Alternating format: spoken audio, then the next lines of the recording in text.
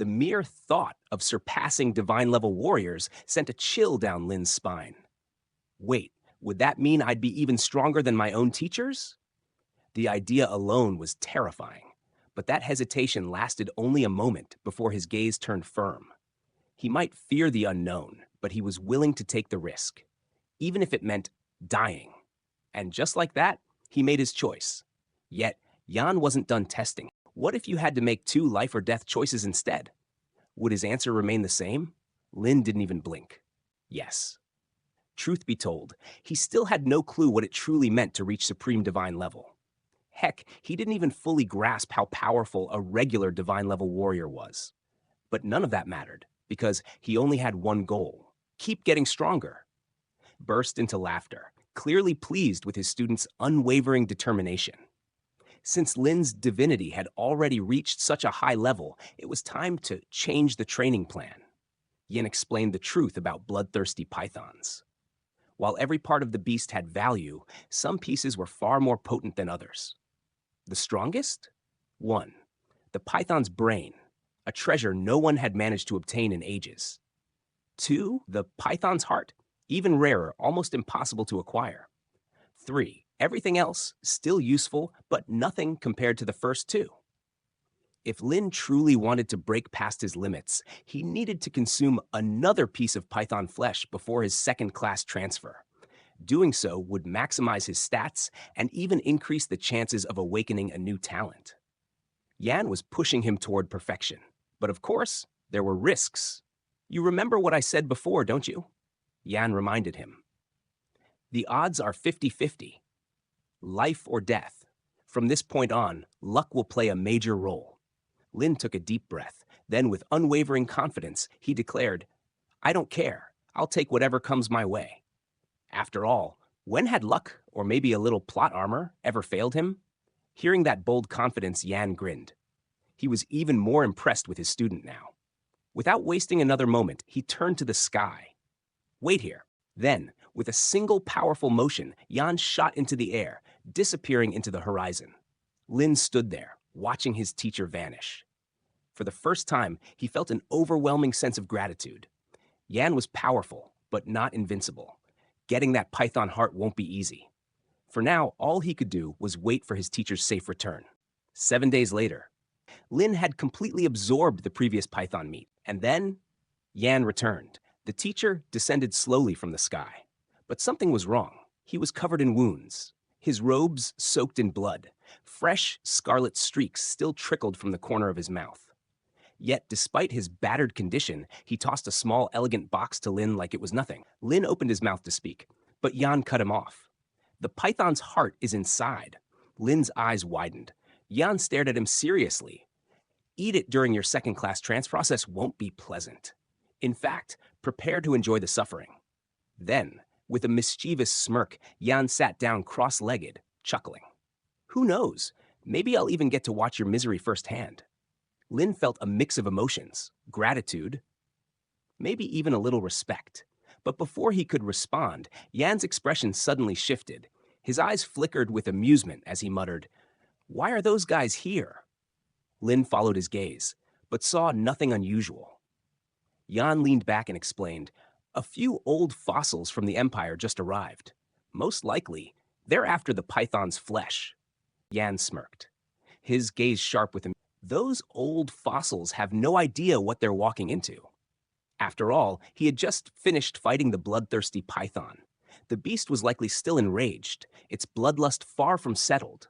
Just then, a surge of powerful energy wrapped around Lin, forming a protective barrier around him. Before he could react, whoosh!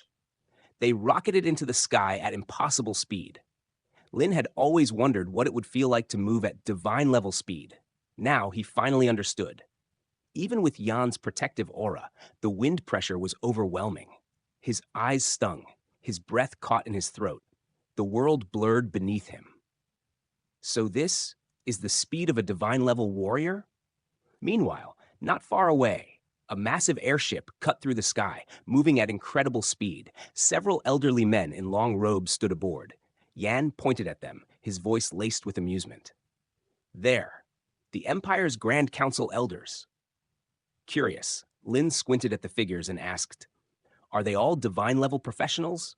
Yan let out a scornful scoff. "Hardly. At most, they're just a bunch of fake divine levels." Lin frowned. "Fake?" Yan explained. "These men had all been stuck at level 89 for ages, unable to break through.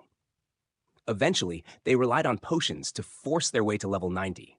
But unlike true divine-level warriors, they never fused their skills, meaning their strength was vastly inferior. The difference between a real divine-level professional and these frauds?" Yan smirked. "Night and day, a single true divine-level warrior could crush dozens of them." Lin's eyes widened slightly. The gap between the powerful and the truly elite was even larger than he had imagined. As they spoke, Yan descended onto the deck of the ship, landing smoothly. The elders immediately turned toward him, their expressions shifting. Then they bowed deeply. "Lord Berserk!" Yan waved them off casually. "Relax. I'm just here to let my disciple watch the show." The elders quickly straightened themselves, not daring to question his presence.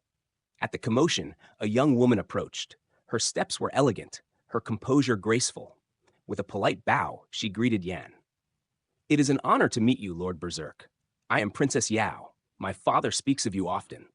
Yan raised an eyebrow, unimpressed. "Oh, and why is that? To remind people how I beat him so badly back in the day that he cried for his parents?" An awkward silence filled the air. Princess Yao smiled stiffly and quickly clarified. "My father holds you in the highest regard, calling you the pillar of the empire." Yan rolled his eyes, clearly uninterested in flattery. He already figured out why they were here. "Let me guess." He glanced at the elders, then back at the princess. "You came for the bloodthirsty python's flesh? For her, right?" He shrugged. "Well, doesn't concern me. Go do your business. My disciple and I will just sit back and watch." But Princess Yao's attention had already shifted. Her gaze landed on Lin. He looked her age, yet he was already the disciple of Lord Berserk. That piqued her interest. Before she could dwell on it further, a sudden shift in the air made everyone freeze. A powerful energy fluctuation rippled through the atmosphere. A distinct, bone-chilling hiss. Yan's expression remained calm as he lazily warned, "You all better be careful." Lin turned, and for the first time, he laid eyes on the bloodthirsty python. His breath caught in his throat. The beast was massive, far larger than he had imagined. Its entire body was covered in thick, impenetrable scales that gleamed under the light. Unlike an ordinary snake, it had clawed limbs beneath its body, making it look even more terrifying. Yan's voice cut through his thoughts. "Watch closely." Just then, boom! The ship's protective barrier activated. In a flash, several concentrated energy beams shot out from the ship, striking the bloodthirsty python with pinpoint accuracy. The beast's massive body shuddered violently. But it didn't go down. Instead, whoosh! Its massive tail whipped through the air, moving with unbelievable speed. Then, crash! It slammed into the ship like a battering ram. The barrier barely held, deflecting the blow, but the sheer force of the impact sent a tremor through the entire vessel. Lin staggered slightly, his heart pounding. This is the real power of a divine-level creature? The scariest part? He couldn't even keep up with its movements.